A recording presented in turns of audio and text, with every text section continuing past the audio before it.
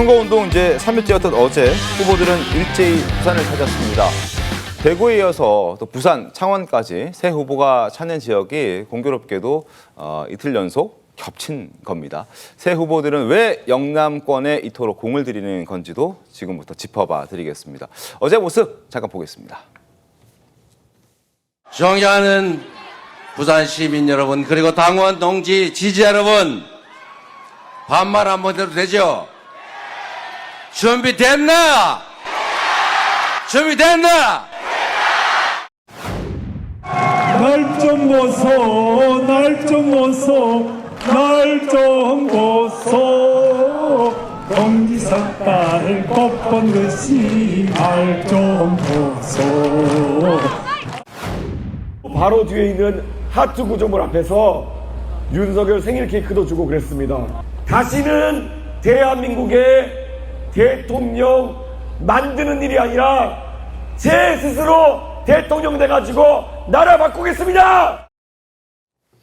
자, 후보들마다 이제 표를 얻기 위해서 또 마음을 얻기 위해서 노래도 부르고 또 지역에 맞는 언어도 사용하고 이런 모습들이 이제 눈에 좀 띄었습니다. 자, 이재명 후보는 사투리로 너스레를 떠는 모습을 보여줬었고 김문수 후보는 또 춤도 췄다고 하는데요. 그 모습도 조금 더 보여드리겠습니다. 여기 대구 맞니까? 진짜 대구 맞아요. 모인 여러분들을 보니까 옛날에 대구 같지가 않습니다. 대구가 DB진 것 같습니다.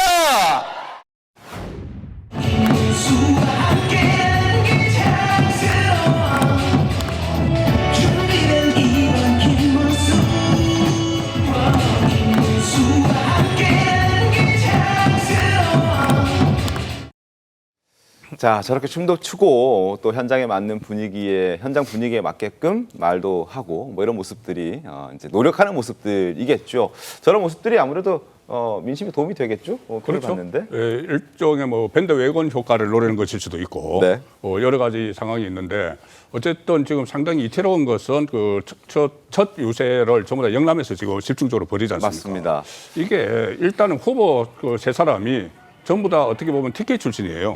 김문수 후보는 영천이고 대구에서 네. 고등학교 나왔고 이재명 후보 고향 안동이고 그다음에 그 이준석 후보는 그 부친이 대구에서 경북고등학교 유성민 의원과 동기죠. 네. 다 이제 인연이 있는데 네. 그런 인연 때문에 한다기보다는 일단 영남이 흔들린다고 보는 거죠. 아하. 영남이 흔들린다고 보니까 영남을 텃밭으로 하는 국민의힘은 당연히 지키러 가는 것이고 네. 그다음에 흔들리는 곳에 이제 표를 잠식하러 가기 위해서 이재명 후보와 이준석 후보가 집중을 하는 건데 또 영남 중에서도 TK와 PK가 좀 분위기가 좀 달라요. 아하. 다르고 특히 이번에는 TK 쪽이 아마 이재명 후보는 승부처라고 보는 것 같아요. 왜냐하면은 2022년 대선 때 그 이재명 후보가 대구 경북에서는 한 20% 약간 넘는 표를 받았어요. 그런데 부산, 울산, 경남에서는 40%대에 가까운 표를 받았거든요. 네. 그러니 이번에는 영남에서 TK에서 한 30%만 받으면은 승리를 한다. 뭐 이런 작전이 있다고 해요. 그래서 이제 그런 것 때문에 영남에 집중을 하는데 보통 이게 선거 초반에는 그렇지만 선거가 진행이 될수록 결집이 됩니다. 양쪽 고리 결집이 되기 때문에 영남표가 어느 쪽으로 결집이 될지는 좀 더 지켜봐야 되는 거죠. 알겠습니다. 부산을 찾으는 이재명 더불어민주당 대선 후보는 깜짝 공약도 발표를 했습니다. 그러니까 산업은행 이전이 이제 부산의 이슈가 되고 있는 그런 상황인데 산업은행은 옮기지 못하더라도 뭐 해수부와 또 대형 해운 회사는 부산으로 꼭 이전시키겠다. 뭐 이런 약속이었습니다. 한번 들어보시죠. 부산은 산업은행 부산 이전 때문에 속 많이 끓이죠. 산업은행이 부산으로 이전하면 좋지요. 저는 불가능한 약속을 하지 않습니다. 그러긴 하지만 여러분, 그게 그렇게 쉬운 일이면 윤석열 대통령 3년 동안 말만 해놓고 뭐 했습니까? 그분이 할 수 있으면 했겠죠. 해수부만큼은 부산에다가 옮기겠다. 그 HMM 회사도 부산으로 옮겨오도록 하겠습니다. 산업은행은 땅도 있고 이미 정책 결정이 다 되어 있는데 법만 통과시키면 되는데 왜 안 됩니까? 뭐 이재명의 반대 때문에 안 되고 있습니다. 예. 아니 대통령실 옮기고 또 국회도 다 옮기고 요즘 보니 대법원도 다 옮기라 그러면서 이 산업은행은 못 옮길 이유가 뭐예요? 이재명 후보가 부산을 싫어하는 것 같습니다. 예. 이거 싫어한다기보다는 좀 무시하는 거 아니냐는 생각이 좀 들어요, 저는. 저 산업은행을 이전하는 그 이슈는 꽤 오래됐습니다. 윤석열 전 대통령이 취임 때부터 내어놨던 그런 일성이기도 했었고 벌써 3년째 저 논쟁이 이어지고 있는 것인데 뭐 지금 서로 남 탓하면서 안 된다라는 주장들을 하고 있는 거거든요. 뭐가 맞는 겁니까? 저 부분은 제가 너무 잘 알죠. 예. 기본적으로 공약이니까 이전하려고 추진을 한 것은 맞습니다. 네.